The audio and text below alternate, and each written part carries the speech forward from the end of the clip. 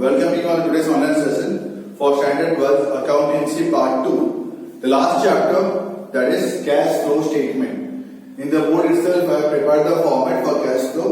So first of all, let me tell you what you mean by cash flow. Cash flow मतलब business के पास पैसे कहाँ से आते हैं, what are the inflow sources and what are the outflow sources.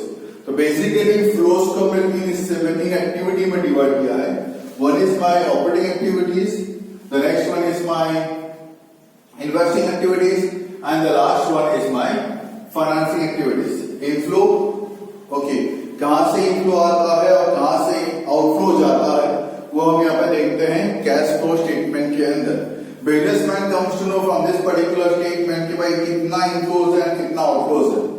Okay, so from operating activities whatever amount we are getting, okay, उसके बाद पूरा इन्वेस्टिंग का पूरा अलग से करना है whatever amount we are getting. उसके बाद पूरा फाइनेंसिंग का अलग से करना है. फिर ए बी सी तीनों दिन को हमें प्लस कर देना है. तीनों दिन को प्लस करने के बाद ए बी सी को प्लस करना है. We get net cash flow. Okay, चाहे इनफ्लो हो आउटफ्लो हो. इनफ्लो होगा तो प्लस में होगा, आउटफ्लो होगा तो माइनस में होगा. उसके बाद फ्रॉम दिस हमें यहाँ पे cash and cash equivalent previous year 2 साल का दिया होगा. प्रीवियस ईयर को हमें इसमें ऐड कर देना है. एंड द आंसर जो आएगा वो होगा मेरा cash and cash equivalent current year का आंसर. मतलब cash balance will be your answer. Previous year cash balance plus करो, current year cash balance of का उसका आंसर अवेलेबल यहाँ पे हो जाएगा. सो कौन सी एक्टिविटी में हम लोग बेसिकली क्या देखते हैं. So operating activity is dependent upon the profit and loss account. Operating activity is dependent upon profit and loss account and current assets and current liabilities. Operating activity is dependent upon the profit and loss account. I am talking as per company file accounts. तो profit and loss account के ऊपर depend करता है मेरा operating activity और current assets और current liabilities के ऊपर डिपेंड करता है मेरा operating activity. So it starts with net profit of current year. So it starts with net profit of current year. तो सीधा आपको देखे रखा होगा प्रॉफिट ऑफ करंट ईयर. या तो 2 साल का प्रॉफिट दिया होगा उसको आपको कंपेयर करना है. 2 इयर्स का प्रॉफिट दिया होगा उसको आपको कंपेयर करना है. अगर 2 साल का प्रॉफिट नहीं दिया है तो आपको रिजर्व एंड सरप्लस दिया होगा 2 साल का, उसको आपको कंपेयर कर लेना है. डिफरेंस चेक कर लेना है. इंसर्ट कंपेयर का मतलब डिफरेंस कर लेना है आपको. Will get the net profit of current year. उसमें आपको क्या लेस करना है, नॉन ऑपरेटिंग इनकम आपको लेस करनी है. Just wait.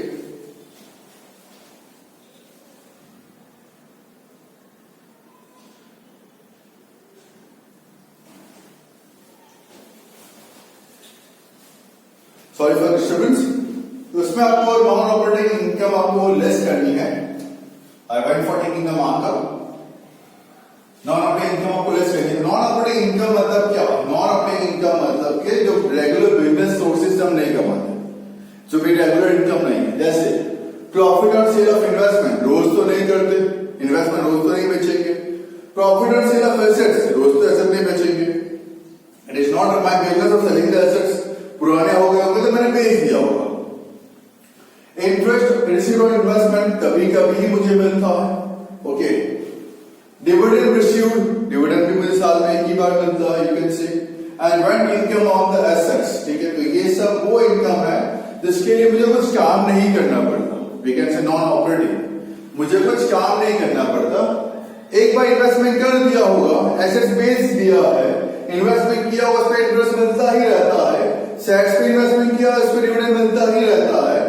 प्रॉपर्टीज मैंने किसी को भाड़े पे दे दी उस पर रेंट मिलता ही रहता है. उसके लिए मुझे रेगुलर बेसिस पे काम करने की रिक्वायरमेंट नहीं है. ओके, सो हम कंसीडर करते हैं उसको नॉन ऑपरेटिंग इनकम के अंदर. टोटल ऑफ इट को हमें माइनस करना है. ओके, नॉन ऑपरेटिंग इनकम ये जो है वो हमें माइनस करना है. उसके बाद क्या ऐड करना है, non cash transactions, provisions and financial expenses जो मुझे ऐड करना है. तो उसमें क्या आता है, non cash expenses. Okay, depreciation is non cash expense, मुझे इसको पे नहीं करना होता है.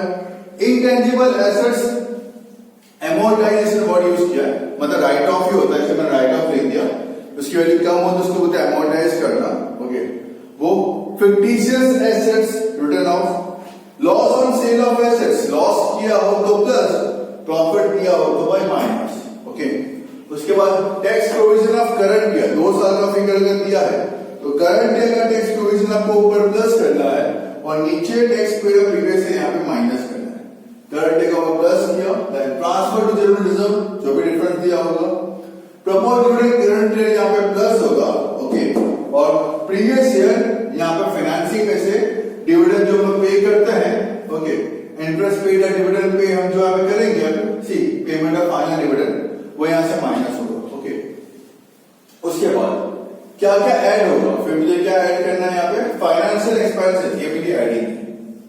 ये ऐड क्या करना है, डिविडेंड पेड है, इंटरेस्ट पेड है, जो इन टर्म्स ऑफ फाइनेंस होता है, जिसके लिए मुझे कुछ काम नहीं करना पड़ता है, okay. So dividend paid, interest paid, वो आपको ऐड करना है।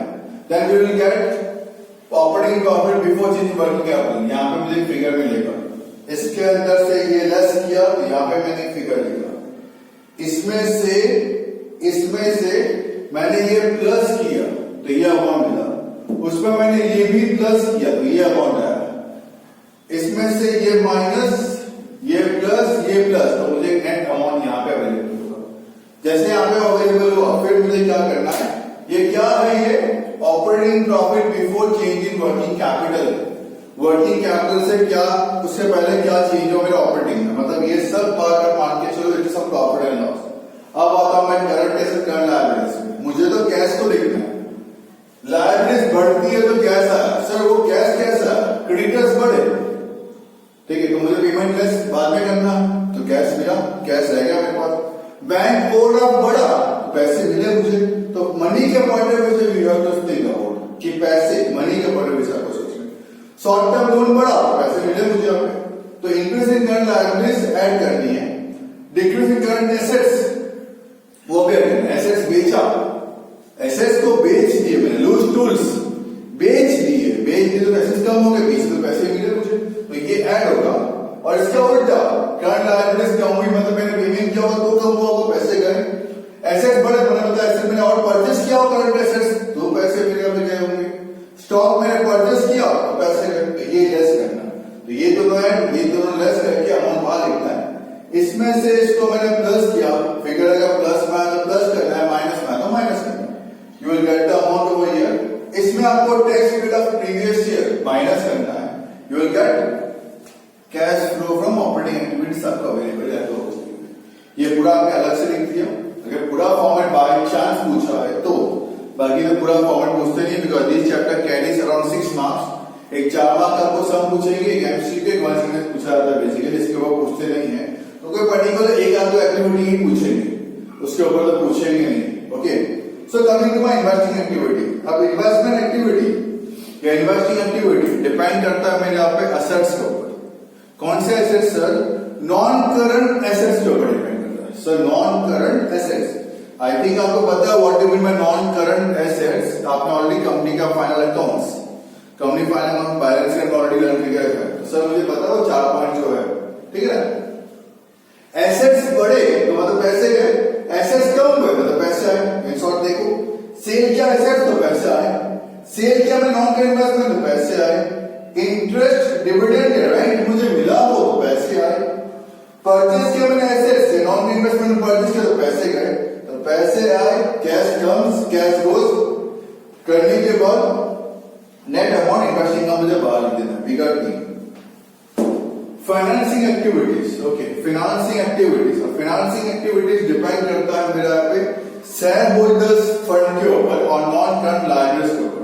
आप अगर ध्यान से सोचोगे प्रॉफिट एंड लॉस ये रहा, यहां तक प्रॉफिट एंड लॉस आ गया, या आ गया मेरा करंट एसेट्स करंट लायबिलिटीज आ गया, या आ गया मेरा नॉन करंट एसेट्स आ गया, मतलब एसेट्स में खत्म हो गए, लायबिलिटीज में क्या बचा है, शेयर होल्डर्स फंड और नॉन करंट लायबिलिटीज बची हुई है, तो वो इसमें आ गया। मतलब मेरी पूरी बैलेंस शीट की एक हिस्ट्री है, बैलेंस शीट का परफॉर्मा यहाँ पे बना के दिया हुआ है। अब लायबिलिटीज बढ़ी, मतलब मैंने शेयर्स और भी इश्यू किए होंगे, डिबेंचर्स और भी बेचे होंगे, तो पैसे मिले होंगे मुझे। लायबिलिटीज बढ़ी तो cash comes in, so issue of shares and debentures पैसे मिले। Proceeds of long and short term borrowings, long term short term borrowings किए और मैंने प्रोसीड मतलब और भी करना, तो पैसे मिले। डिविडेंड पे किया, फाइनल डिविडेंड पे किया और साल के एंड में पे किया, इंटरिम इन बिटवीन भी मैंने कोई डिविडेंड अगर मैंने पे किया है तो वो भी माइनस पेमेंट किया। लोन का रिपेमेंट किया तो भी पैसे गए। रिडक्शन ऑफ डिबेंचर, डिबेंचर्स के पैसे वापस किया, प्रेफरेंस शेयर्स के मैंने पैसे वापस किए, 1 सेकंड पैसे गए मेरे पास से। Interest paid on debentures, debentures में इंटरेस्ट पे करना पड़ा, पैसे गए। लोन पे इंटरेस्ट पे करना पड़ा, पैसे गए। तो पैसे आए और पैसे के सेमी एक नेट इफेक्ट मुझे बाहर दे देनी है, चाहे प्लस में आए चाहे माइनस में, तो ये सी आ गया। फिर आपको ए बी एंड सी तीनों को प्लस कर नेट कैश फ्लो मिलेगा। ठीक है, उसके अंदर आपको ऐड करना है cash and cash equivalent opening previous year का, तो आपको करंट के वाला आंसर अवेलेबल होगा, मतलब आपका आंसर टैली हो जाएगा। आई होप सो कि आपको फॉर्मेट क्लियर होगा। फॉर्मेट वंस आपको क्लियर है तो आप कोई भी सम कर सकते हो। फॉर्मेट वंस अगर आपको क्लियर है ना तो बेटा आप कोई भी सम कर सकते हो। ठीक है, जैसे हमने कंपनी फाइनल अकाउंट्स में किया था, मैंने आपको पहले ही बताया था, प्रॉफिट एंड लॉस और बैलेंस शीट का फॉर्मेट आपको क्लियर होना चाहिए। सब में कुछ भी नहीं था, 11 मार्क पक्के थे आपके, पक्के। ओके, उसके बाद था मेरा पे एनालिसिस ऑफ फाइनेंशियल स्टेटमेंट, उसके अंदर भी आपको फॉर्मेट पक्का था कि इंक्रीज करना है, डिक्रीज करना है, इंक्रीज करना है, इंक्रीज का परसेंटेज निकालना है, आपको ऑलरेडी पता है। कंपैरेटिव में होता, कॉमन सेक्टर में क्या था, सेल्स के बेस पे करना था मुझे प्रॉफिट एंड लॉस को। ठीक है, कॉमन सेक्टर के अंदर बैलेंस शीट के अंदर टोटल ऑफ बैलेंस शीट से मुझे पे करना था।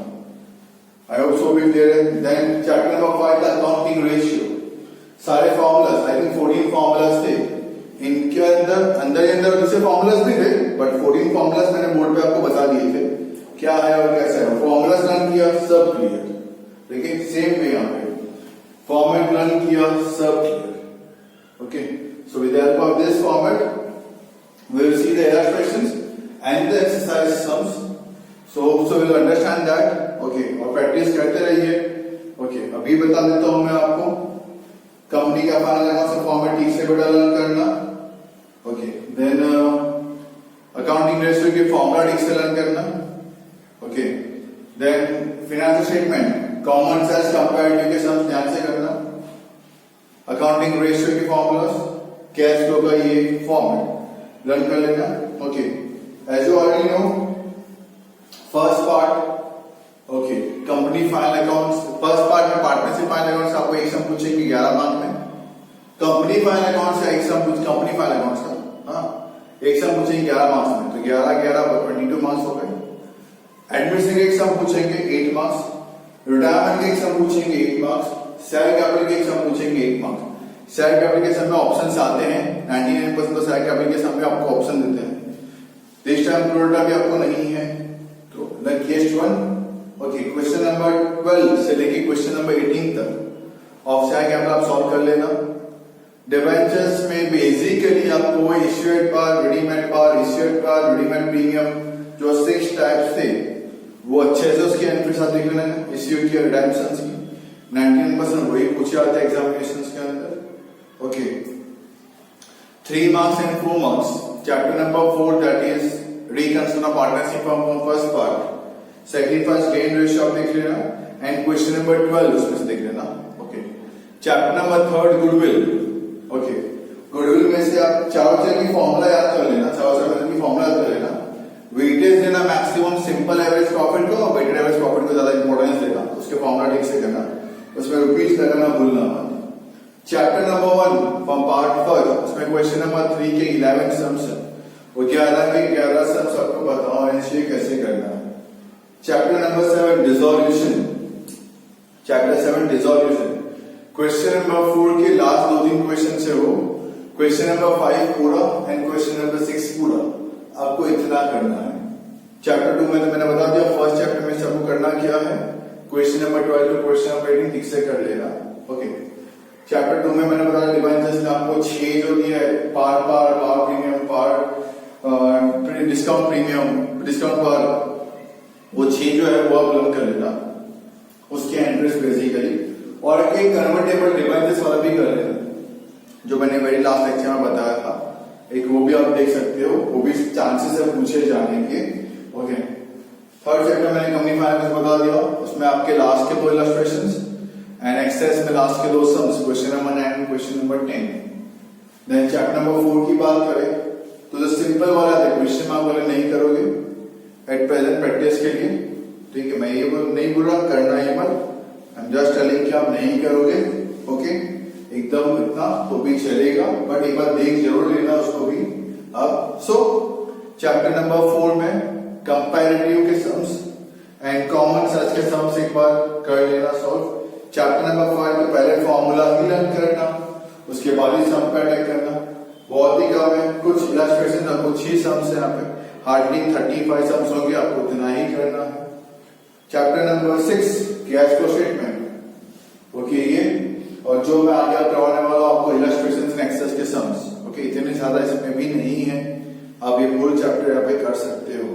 Theoretical MCQs and one sentence है, टेक्स्ट बुक के पीछे से आपको MCQ and one sentence properly go through पहले यहाँ पे कर लेना है, फिर कोई दूसरी और बुक्स पे यहाँ पे जाना। Okay so I wish you all the best for your board examination. Hope so आप अच्छे से अटेंड करेंगे, क्वेश्चंस ठीक से रीड करेंगे, देन आप उस पे सॉल्व या थियरी फिर यहाँ पे सॉल्व करना यहाँ पे स्टार्ट करेंगे। Still you are having so many time. तो अभी आपको गाला की बुक्स आती है, okay then modern question papers की बुक्स आती है, ऐसे क्वेश्चन पेपर्स की बुक्स मार्केट में अवेलेबल है, परचेस करें and start solving that particular papers of 100 marks. ये जो भी बना है that is called the base. Base अच्छी है तो बिल्डिंग प्रॉपर खड़ी होगी, इन बिल्डिंग को भी खड़ा तो करना ही पड़ेगा ना। सो बेटर भी आपका बेस कंप्लीट यहाँ पे हो जाता है अकाउंटेंसी का। नाउ आप उस बिल्डिंग बनाए, start solving the papers. Okay paper solve करना चालू करें, आपका अकाउंट्स का पेपर 2.5 आवर्स में फुल्ली कंप्लीट हो जाना चाहिए, then only you will be able to check the papers. So few advice जो मैंने मुझे आपको देने थे, I have given that advices. Okay follow करना है नहीं करना that depends totally upon you. कैसे आपको पेपर अटेम्प्ट करना है you know it very well, papers attempt किस तरीके से आपको करना चाहिए। Okay now let's see the illustrations and the exercise sums of chapter number 6, the last chapter of accounts, standard 12 cash flow. Thank you. Stay home, stay safe and keep learning. Have a nice day. Hello everyone. Chapter number 6, that's cash flow statement. Illustration number 1. In the video itself, now I think that you might be able to differentiate between operating, financing and investing activities. So here is a sum in which you got to differentiate between operating, non-operating activity. So we'll classify it into operating, investing and financing. So first is salary paid. It is an operating activity. Profit and loss में लिखते हैं। Operating में क्या लिखते हैं, जो basically profit and loss में होता है वो, और जो करंट एसेट्स करंट लायबिलिटीज में होता है वो। नंबर सेकेंड इधर वेजेस पेड, ये भी profit and loss trading account का पार्ट है। लोन बोरोड, ये किसका पार्ट है, लोन लिया तो कहाँ लिखते हो, लायबिलिटीज़ में। लायबिलिटीज़ किसका पार्ट है यहाँ पे, financing activities. Then debenture redeemed, debenture के पैसे वापस किए मैंने यहाँ पे, तो ये भी किसका है, फिनांसिंग का पार्ट है। रिसीव फ्रॉम डेटर्स, डेटर्स किसका पार्ट है, करंट एसेट्स का। करंट एसेट्स किस में आता है, ऑपरेटिंग के अंदर। Paid for bills payable, bills payable is a liabilities, current liabilities is a part of operating activity. Sale of machine on cash, ये investing activity है, assets है, fixed assets. Brokerage received, ये one type की income है, is a part of operating activity. Purchase of machine, ये मेरा fixed assets है, part of investing activities, not operating. Interest received on investment, ये merely one type की income है, it is a part of operating activity. Paid interest on loan, interest मैंने pay किया, लिखते हैं प्रॉफिट एंड लॉस में, part of operating activity. And lastly income tax refund, ये is not a part of other activity, is a part of operating activity itself. Income tax previous year का हमने देखा था, previous year का हम last में minus करते हैं और करंट ईयर का हम ऊपर प्लस करते हैं। आई होप सो फॉर्मेट आपका भी क्लियर होगा, ठीक है। Paid interest loan non operating activity में दिया है, लोन एक लायबिलिटी मानी है, ओके तो हम इसको finance activities interest on loan, okay it's a cash expense मान के इन्होंने यहाँ पे क्लासीफाई नहीं किया हुआ।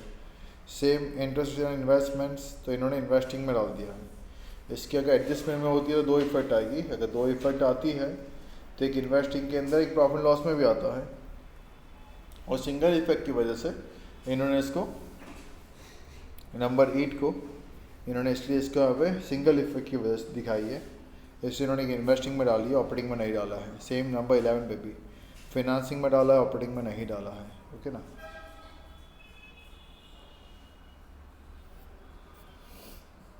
Illustration number 2, from the following transaction of Rita company identify investing activities, classify करना इन्वेस्टिंग में।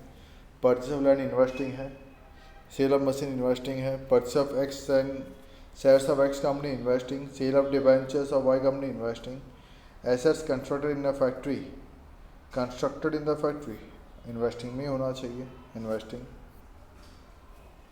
purchase of copyrights investing, salary paid ये तो ऑपरेटिंग का पार्ट है, कैश इनवर्ड पेड ये भी ऑपरेटिंग का पार्ट है. ओके, फाइनेंसिंग में क्या आता है, शेयर होल्डर्स फंड और non current liabilities. Redemption of debenture financing activity, issue of debentures financing, payment of dividend financing, loan borrowed for 3 years from BOB financing, sale of machine investing, wages paid operating, commission received operating, interest on investment investing.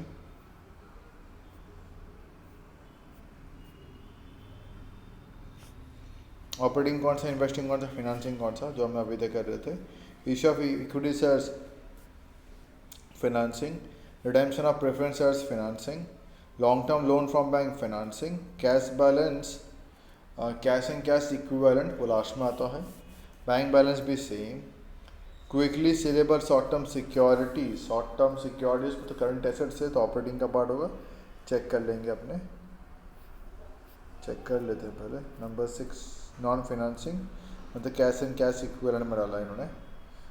उसके short term bank deposit non finance, short term bank deposit ये भी cash and cash equivalent, commission received operating, amount received from debtors operating, payment to creditors operating, sale of machine investing machine assets में investing, purchase of furniture investing, manufacturing expense है तो operating, commission paid तो operating, income tax paid भी operating, purchase of investments investing पैसे गए, sale and distribution expense operating,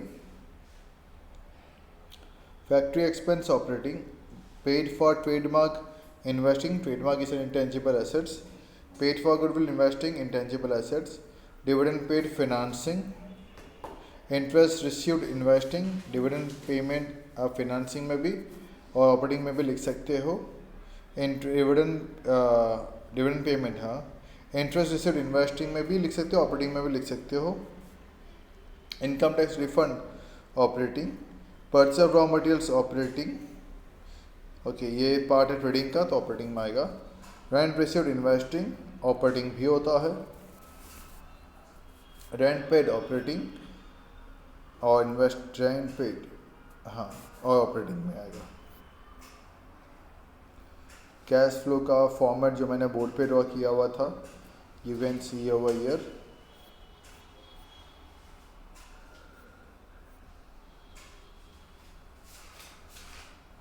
exactly आपको format याद रखना है, जो कंटेंट्स दिए आपको वो लिखना है, word to word exactly form उतार नहीं देना है. डिपेंड अपॉन द कंटेंट्स, जो कंटेंट्स दिए हैं उसको हम सम्स में कन्वर्ट यहाँ पे करेंगे.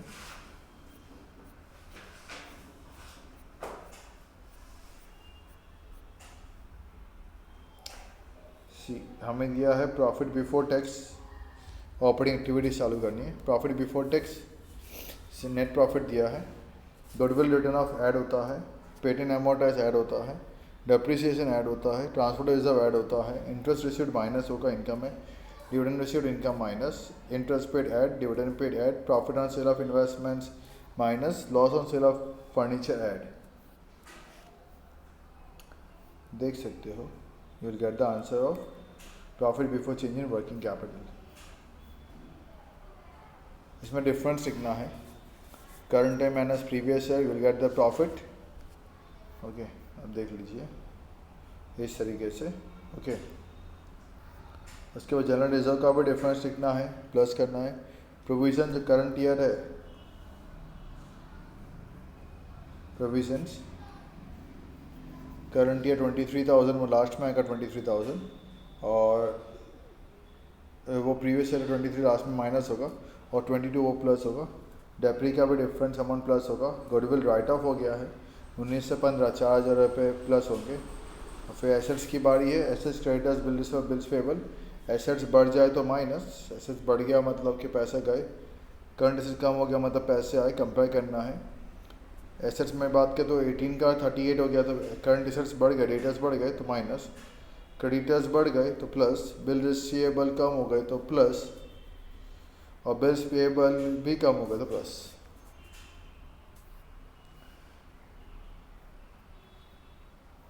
बिल्स पेएबल भी कम हो गए तो माइनस इन शॉर्ट, पैसे गए मेरे से। करंट एसेट्स बढ़ गए तो पैसे गए और करंट लायबिलिटीज कम हो गए तो पैसे गए। इस कंसेप्ट के बेस पर आपको करना है। So in the next lecture we will see from illustration number 7 onwards. Till the time you are having the time for learning the format, go through the format properly so that आप easily sums आप solve कर सके। इस तरीके के sums से आपको board में पूछे जाते हैं, illustration number 6 जैसे 7 जैसे, तो हमको सारे illustration यहाँ पे ठीक से solve यहाँ पे कर लेने हैं and based on that आपको एग्जाम में जो पूछे जाए वैसे आपको solve करना है। Okay, so meet in the next lecture, we will solve illustration number 7 onwards. Thank you. Stay home, stay safe and keep learning. Have a nice day.